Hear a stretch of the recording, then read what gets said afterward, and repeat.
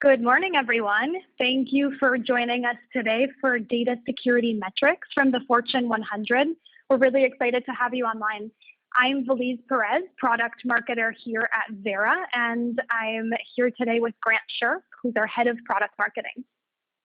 So a couple housekeeping items before we begin.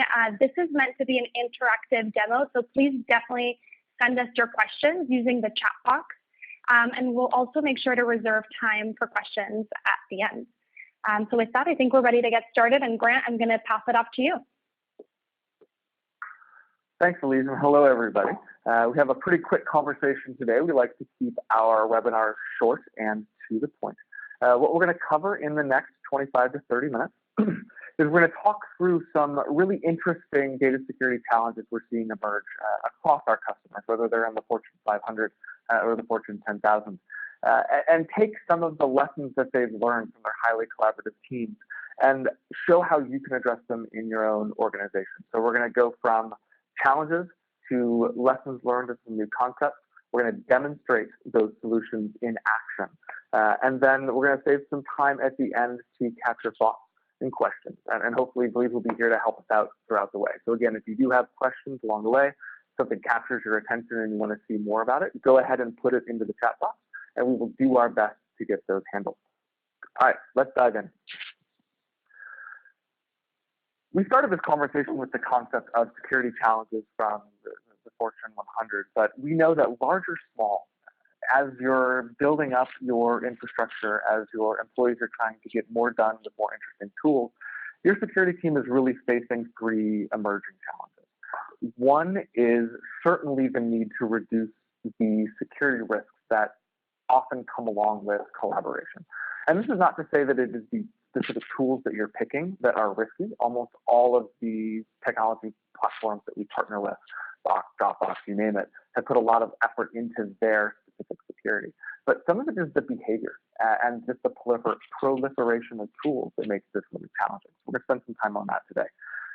Second is, with all of this additional collaboration inside and outside, it's really making that already challenging flood of alerts and the potential incidents even more difficult to deal with, because now you're not only looking at your own infrastructure, but you need to deal with data that's traveled beyond it. And so how do we prioritize and hopefully take action in that area? And then the third one is the ongoing challenge of the security office, which is how on earth, when I have a set of tools that don't necessarily have a hard ROI, I'm not replacing anything. Often what I'm doing is additive. How do I demonstrate the value of these new security investments that I've made or I need to make? And so those are the challenges we're going to talk through today. We're going to talk about some ideas and potential solutions around them. We touched on this a little bit, but it is not necessarily the specific tools or the specific applications that's accelerating these problems. It's the nature of collaboration itself. We've talked about this a number of times in past Vera webinars and demos, but no company is an island anymore. None of our great ideas come from the lone genius in an organization. We are driving competitive advantage. We are driving growth in the market, and we're doing all of it by collaborating externally. And we're seeing this in a lot of really interesting trailing metrics as well. Cisco recently produced their latest cloud index, covering the years from 2013 and looking forward a few more years to 2018. And they're seeing at least a 33% increase in year-over-year data traffic. That is largely, a big part of that is video and image content, information that can be confidential, particularly if you're in media and entertainment. But just unstructured content in general is taking up more and more of our pipes, and we need to find a way to deal with that. And then if you look at the people in this equation, what we've seen from our research and from our conversations with our customers and partners is that on average, you can assume that there's a 7-to-1 ratio of external to internal collaborators. That means that even if we're just a company of two, me and Valise, there's at least 14 other people outside of our organization, and probably an equivalent number of other companies where we're sharing information on a regular basis. Again, this is mostly a good thing, something that we need to be doing to keep our businesses healthy, but it can be a challenge tracking down all of that data. for me, what this sums up to is that it's a problem of noise and always more. And to get back to those initial challenges, what we're going to talk through and what you really need to address is how can my team, my organization, or me as an individual contributor in the security organization handle all of this additional data that's being created by more people in more applications and in more places around the world? How do I get a handle on that? How do I manage this steady increase in incidents, alerts, and notifications? And then once again, most importantly, how do I demonstrate that by making additional investment in these features and capabilities, I can actually generate return? All right, big questions, big challenges. And that takes us to our first kind of lesson or observation from the day. What we're seeing, and we're hearing this consistently from big customers and big prospects alike, is in order to deal with an internet scale of information, in order to secure at scale, we have to start thinking smaller. And one of the interesting approaches that we're seeing develop is shifting the idea of protecting your organization at the perimeter, collapsing a lot of those protections that we have down to the data itself. By getting almost more atomic in the way we think about information, it can help us identify, prioritize, and ultimately cut through a lot of the chatter and the noise that's moving across our organization.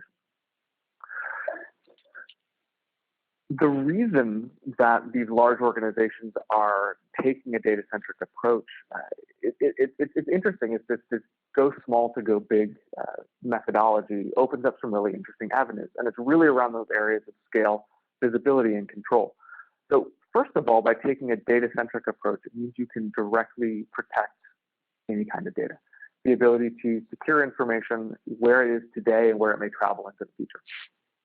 Then allow your employees to, whether you have a policy that keeps them in a specific set of tools, or if they're using a host of tools that are required by your customers and partners, share securely anywhere they want. But then for you, and what's particularly going to be the focus of our demonstration today, is how do you track, audit, and measure all of that access? How do we make sense out of all of that information? And then, even more importantly, once I know where the problems are or where the risks might be, how do I take action?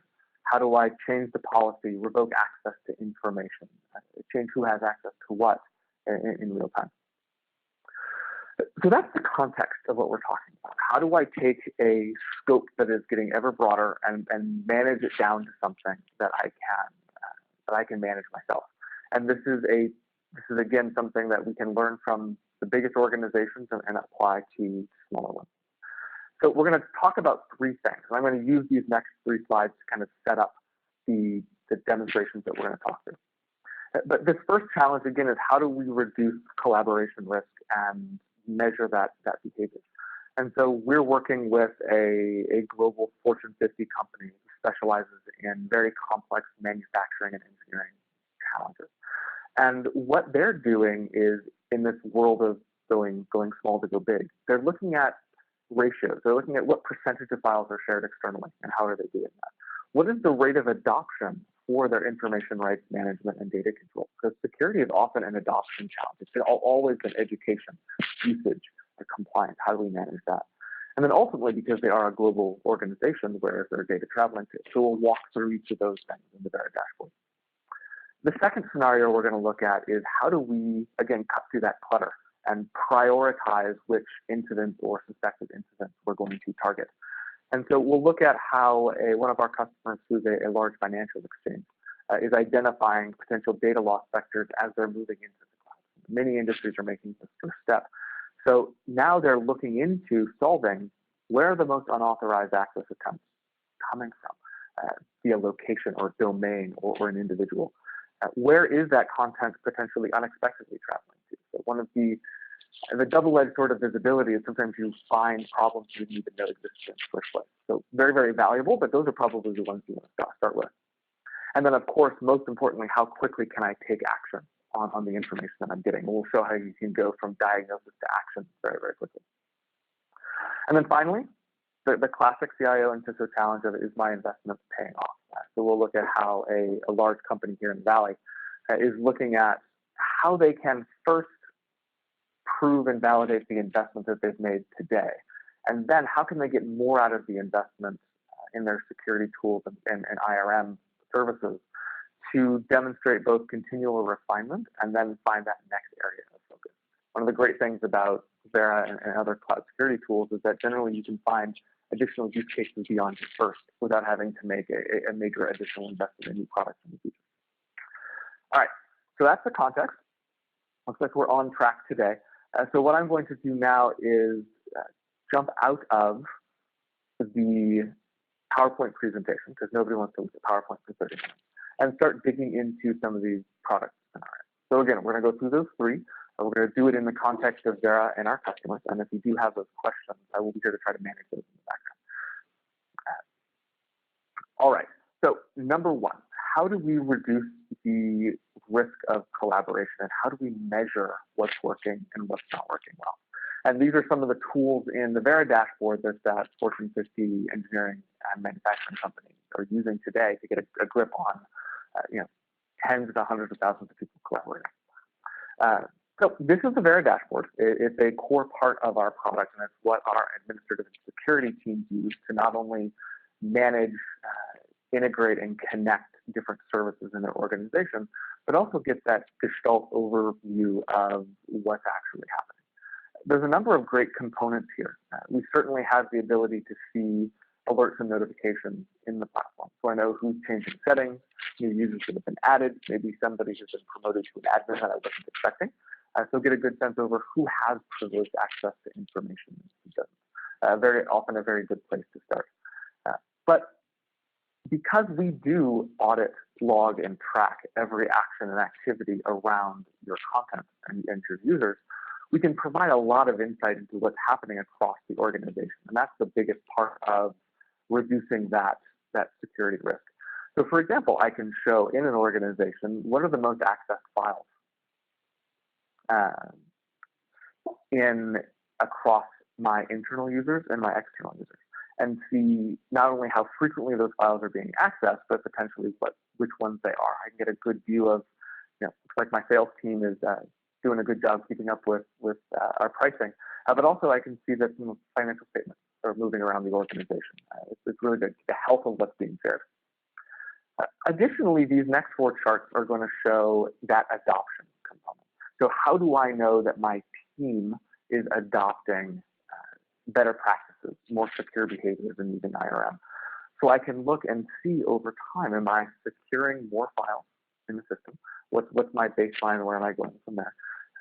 Do I have a regular cadence of access to secure files, right? If I see a disconnect in these two, if one's going up and one's going down, I could have a situation where people are securing files, putting them in a secure repository, but maybe not accessing. Maybe they have another treasure trove of data somewhere that I'm not taking advantage of, so I can dig into that as well, see where my coverage is. And then I think even more importantly, I can see across my domains, and this is my favorite right here, I can see of the domains that I'm sharing with, right, that 7-to-1 ratio for my employees, where is my content going? If I look at this particular example, I look at our company, I can see that by and large, we're pretty healthy. I've got 3/4 of my content being accessed by people on my domain. That's a really good sign. Things are going well there. That's my intent. And I've got another couple trusted partners that I work with that I'm constantly sharing information with. Again, this looks very good. But as I drill down into the long tail, I can actually start seeing that there's some other information, particularly some personal accounts that I don't want to share with. Or maybe there's a competitor domain on here. And if that's happening, I can now immediately dive in, find those users, find those files, and potentially take action on what's going on here, which is fantastic. So once I have a picture of what this looks like, and monitoring this over time, I can now start to take action and say, well, how am I going to get, maybe I'm not seeing the adoption that I want. Maybe I'm not seeing the usage of secure files increase in my organization. And so I'm going to need some tools to help people comply better. And one of the big tenets of Vera is helping to get more content secured without having people have to think about it too consciously. So I'm going to move us over into another section of the admin console right now. And this is our concept of rules. So let's keep working through this scenario. I have a large organization. We work with a lot of external companies to produce the goods that we're designing and manufacturing. And I need to share with them. But I'm seeing that I'm not seeing the amount of access to secure files at my partner domains that I would like. My guess is maybe the way we're sharing with them is not being automatically secured. People aren't making the choice to secure files. That's where a Vera rule can come in. With Vera, what we can do is create logic, create a rules system that will say any file shared under these circumstances will automatically be encrypted, tracked by Vera, and have the right policies and access control rights assigned to it. We can do this for almost any kind of collaborative tool, whether it's Box or Dropbox, local files on your laptop, or even mail or legacy file shares. And by creating one of these rules, I can very easily start putting together a profile of usage that's going to fit my use case. So if I was working with an external collaborator, we were sharing large files via some kind of a file share, I could say, you know, this is my manufacturing folder, manufacturing specs, the one that I'm using. And then within this, when files are added, they're automatically going to be secured. People who have access to that folder based on their identity or their group will have that granted. And then if I need to add additional access rules to this, I can start scoping this down. So I can say my security team will always have access. My legal team will always have access to these files, and this will persist. So in this first scenario, this is a great way to find potential gaps of where I'm not securing files with clients. Put tools and rules in place to ensure that we're going to drive automatic adoption. And then ultimately work our way to a place and then manage and monitor to see my usage of the system increase over time. All right, so that's number one. How am I going to get a grasp on where my risks are and how do I start bringing those back together? The next one, how am I going to find and react to some of these incidents at scale? How do I figure out where unauthorized access attempts are coming from? And that's a key advantage to Vera as well, is that we work on this VIP list model, where if you've been granted access to a file, if you're on the list, you can open it. If Valise were to get a hold of a file, not that she would, but to get a hold of it and she weren't on the list, even if she had a physical copy of that document on her machine or on a USB drive or in a personal share, she couldn't access it. But we would be able to tell you that she was trying, which is a ton of visibility. And so to help with that, to help find these unexpected data loss vectors in your organization, we automatically bubble up some information in the dashboard around unauthorized access attempts and even where access to data is coming from. So here, if I am that financial exchange that's just moving into the cloud, they don't necessarily know who has access to all of these file shares and folders out of the gate. They want to understand it a little bit better. They can come in here and say, "Well, you know, this looks reasonable. I understand that some of these are marketing materials and things that my team is sending around, but this financial statement is something I'm concerned about. Why am I seeing a high level of interest from people who shouldn't have access to this file, to this document?" And we allow you to drill down directly into these challenging situations and get a lot of detail. By clicking here in the unauthorized access report, I can actually get a ton of information about this specific file. I can see who has access to the document. I can see who granted them access to the document, and even people who've had their access revoked. And I can see the full activity log of attempts. I can see that Mr. Chai here has been trying to access this file repeatedly over a period of time. So this tells me a couple things. One, this is great information. So there's a file out there somewhere that people have access to the share who maybe shouldn't have. But I can also detail very quickly that people are trying to access it but have not gotten it. So I can say that while people are trying to get this data, I know, for example, that they can't. And I can also see things like what copies have been made of the file, who's made a copy of that file, and when it happened. So I actually dig into this and say, you know, I'm guessing that it was Thomas Brooklyn who was trying to share this file around. Let me dig in and take action. And that's the best benefit of this model is once I have details on what's going on, who's trying to get access, I can very quickly take action. So let's say that Mr. Smith here had shared that document around, and I no longer want him to have access or his team to have access. I can immediately move in and either limit his ability to save copies or work with that file, or I can just immediately go in and revoke it. And the next time he tries to do anything with that document, his access will be revoked. So again, when you have the ability in a quick summary way to see where you have potential challenges, you can drill in and see the details around specific data, not even at the share level, but the file level, and then take action to cut down your liability and your risk. You can demonstrate very quickly that you're delivering value. And that brings us to the last component.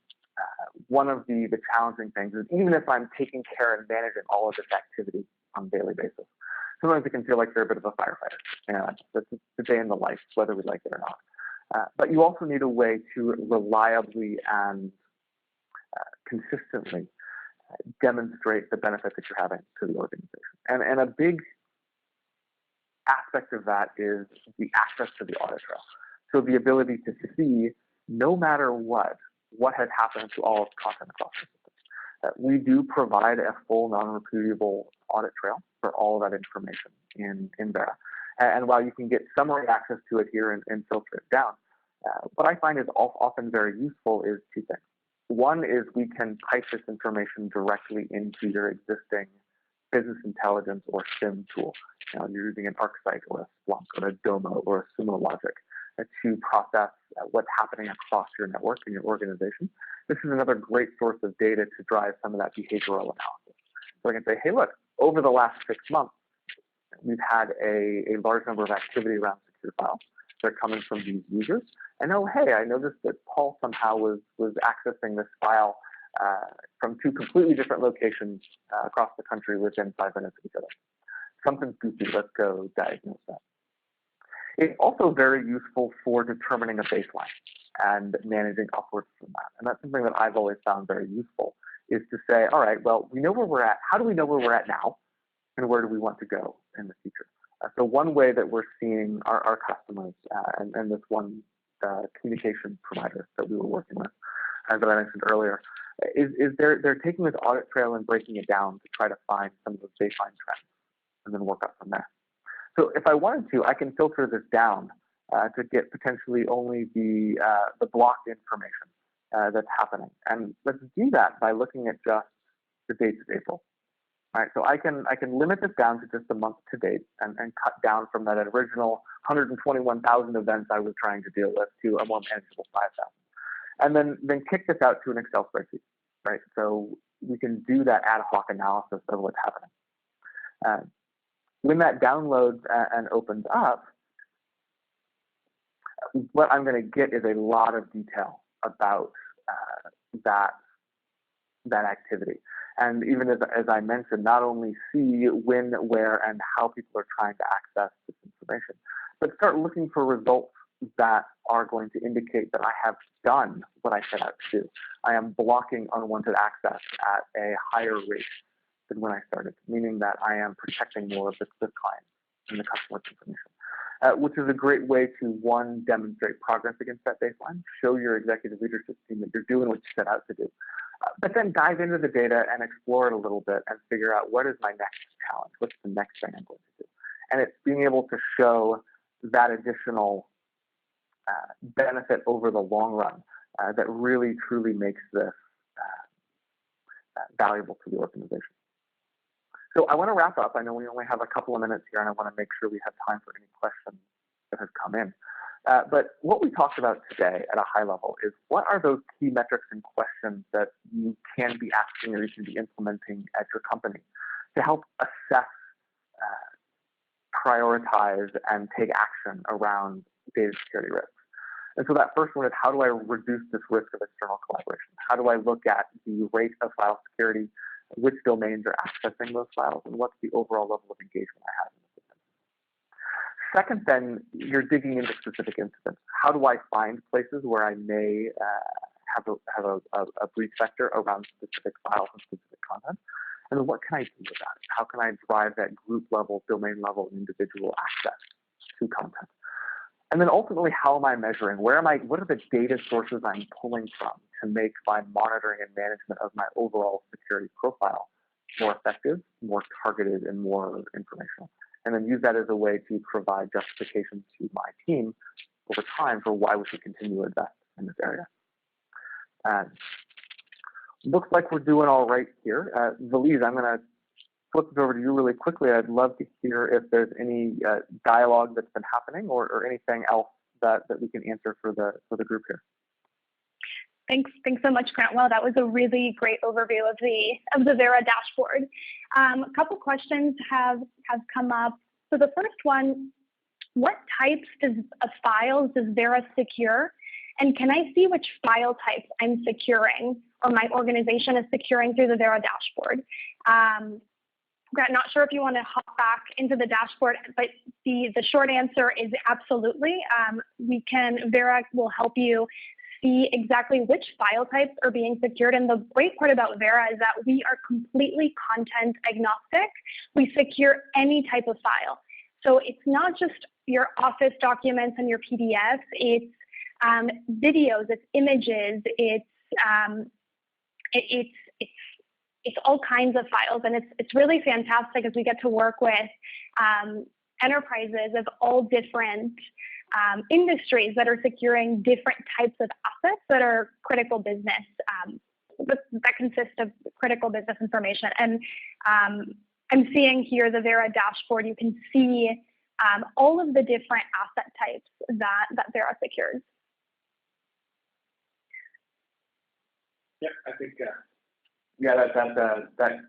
that covers it pretty well. So we can give you that insight into what is being shared.